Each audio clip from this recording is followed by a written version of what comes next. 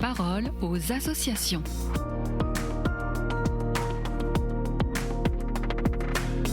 Bienvenue dans la parole aux associations. Je reçois aujourd'hui le nouvel aumônier des scouts et guides de France, le père Philippe Guittard. Bonjour père.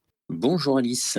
Et qu'est-ce qui vous a conduit à accepter cette mission ? Y a-t-il eu un appel particulier ou une rencontre déterminante ? Alors, qu'est-ce qui m'a amené à dire oui? Parce que en fait, j'ai du temps, puisque en fait, j'ai consacré ma vie à suivre le Christ et à servir l'Église. Donc c'est vraiment le sens que j'ai donné à ma vie, répondre oui aux appels qui m'ont été lancés. Alors, c'est vrai que c'est une suite d'appels, hein. Depuis le début. Déjà, tout scout, mes chefs m'avaient appelé à être responsable d'équipe. Puis ensuite, ça a été mon évêque en étant aumônier diocésain, puis le mouvement en étant aumônier de la région. Voilà, cette année, c'est Anne Guibert, lors d'un stage, qui m'a demandé si je pouvais prendre ce temps. Et vu que c'est un mi-temps, mon évêque a eu la gentillesse d'accepter donc de me laisser ce temps pour accompagner le mouvement.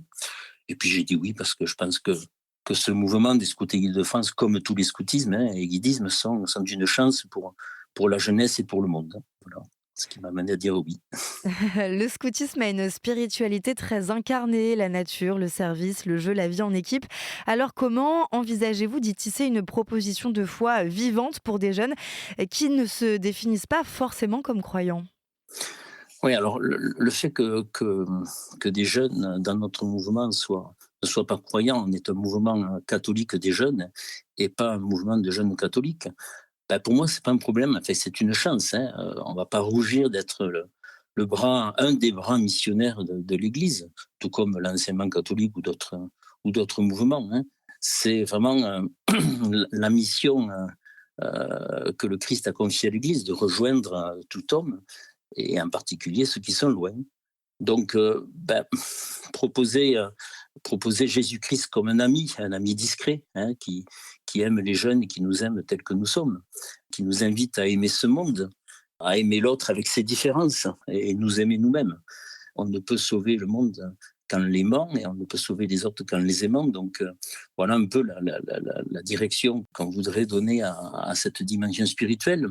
Mener les jeunes à prendre des responsabilités, avoir envie de changer le monde dans un climat de confiance en l'avenir, et puis proposer de découvrir les sacrements où Dieu s'engage et Dieu nous aide à tenir nos engagements. Les scouts et guides de France accueillent un peu tous les âges, des enfants de 8 ans jusqu'à de jeunes adultes.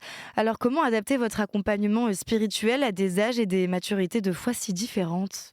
Oui, alors ça, c'est le défi qui est posé à chaque prêtre, à chaque diacre lorsqu'on fait une homélie, hein. On a l'habitude d'adapter notre langage aux enfants, aux jeunes, aux adultes, aux personnes âgées, à des gens convaincus, à des gens qui sont loin. Donc ça, c'est un peu le travail que nous faisons au quotidien. Ensuite, tout ce travail est un travail d'équipe, un travail en église. Ce qui est sûr, c'est que chaque jeune est souvent en recherche, et moi je ne demande pas aux chefs d'être arrivés au niveau de la foi, mais d'être en chemin avec eux et de ne pas fermer la porte quand le Christ frappe au cœur de chaque jeune. En dehors des temps forts comme le Jamboree ou le Frat, comment envisagez-vous de rester présent et accessible pour les jeunes et leurs chefs dans le quotidien du mouvement qui est quand même un peu décentralisé ? Alors c'est sûr qu'être aumônier général à mi-temps, c'est un défi. Je reste prêtre en paroisse, et puis je garde la prison, hein, dans mes missions ici dans le diocèse de Carcassonne et Narbonne. Mais ce qui est sûr, c'est que je vais tout faire pour rester proche de la base, rester proche des chefs, rester proche des jeunes. Je vais essayer de faire de mon mieux et je vous donne rendez-vous dans quelques mois pour vous dire la vérité. Merci beaucoup, Père Philippe Guittard, pour ce beau partage et à bientôt sur KTO Radio. Merci Alice et merci aux auditeurs de KTO. La parole aux associations.